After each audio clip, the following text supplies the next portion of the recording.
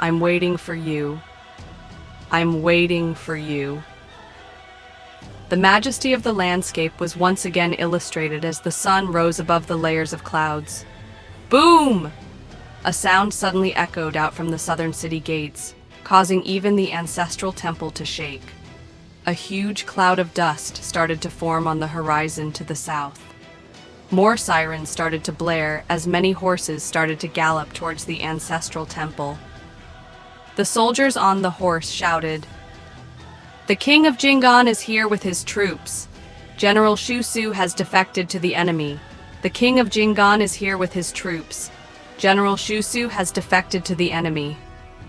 In that instant, the city fell into chaos. Everyone's faces started to turn grim. Sundi stood below the platform as his face started to turn pale. The 70-year-old man fell to the ground as the seal in his hands fell onto the white jade steps, giving off its golden glow. Chucha walked down the steps slowly and stood in front of Sundi. He looked up at her with a cold and fearful look in his eyes. "General Sun?" Chucha took out a letterhead with many officials' names written on it. "This is the list of officials who have secretly colluded with the king of Jingan to rebel. Please attend to this immediately." As Chucha spoke her words, the faces of a few officials present on the scene started to turn pale. Sundi received the list and looked at her suspiciously. Only now did he understand the woman who was standing in front of him. "I'll be leading troops to welcome the king of Jingan. I'll leave the safety of this city and the emperor in your hands. We have less than 150,000 soldiers in the city. The numbers of the enemy..." Chucha interrupted him and said, "We still have General Shu. General Shu is not... It's not the first time he has done this." Sundi was utterly stunned. He looked at Chucha, who took off her flamboyant royal outfit, revealing a silver layer of body armor underneath. She took off the accessories on her head, covered her head with a green cloth, and mounted a horse brought to her by He Shao. Then she departed towards the outside of the city with the Zhuli army. The 150,000 troops stationed both outside and inside the city were already waiting for her. The young lady no longer had a cold, indifferent expression on her face. She gave off an uplifting vibe, like a phoenix that had been reborn from the ashes. She held her sword in the air as she made her way to the foot of the city gates, before she hollered, "Open the gates!" At that instant, she was like the beautiful sunrise that evoked tears in people's eyes. Sundi watched on as the city gates opened up slowly.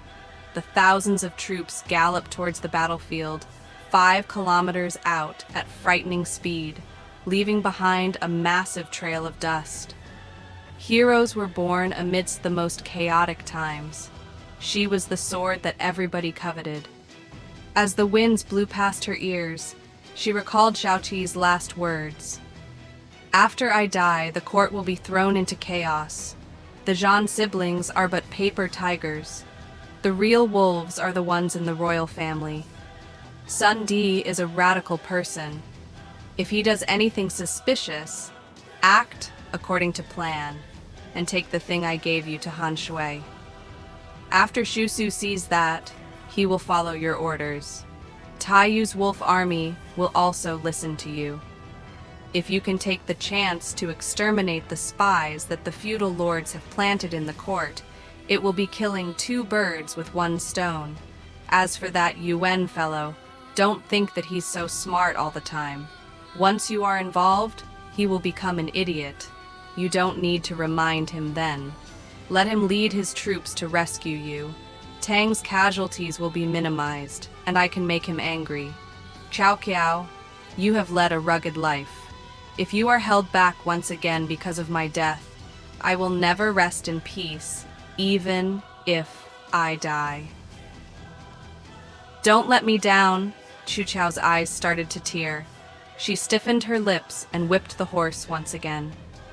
The 2 armies had started to brawl on the battlefield. Xu Su led the front line as the valiant warrior held a giant sword in his hand. A flag was hung behind him saying the words, "Kill the rebels, exterminate the corrupt officials." "Kill!" The wolf army let out a deafening shout. Under the golden-colored landscape, the first full-scale conflict since the coronation of the Yongjun Emperor broke out. On the 8th day of the 10th month of the Yongjun calendar, the fake coronation ceremony caused the kings of Jinggan, Duanqing, Huaiyang, and Dagong to rebel. They dispatched 180,000 troops towards Hanshui Pass, where their allies joined them. Some of them included Fang Huaihai, who was the vice-general of Shennan's Jinji camp, Tian Rujia, the admiral of Dianshi's Western Army, Liu Mubai, the deputy commander of Shizhou, Zhu Jiang, a general of the city of Huai, and Xu Su, the general of Hanshui. Together, their forces totaled above 400,000 as they rampaged their way towards the capital. As the capital's ruler learnt of the news, she opened up the southern gates and welcomed the enemy. When Fang Huaihai, Tian Rujia, Liu Mubai, Zhu Jiang, and Xu Su saw the symbol she carried, they rushed towards her side. Together, along with Chucha, they killed 30,000 enemies and captured the rest alive. The king of Jinggan, Zhou Yun, died under the sword of General Xu, aged 57.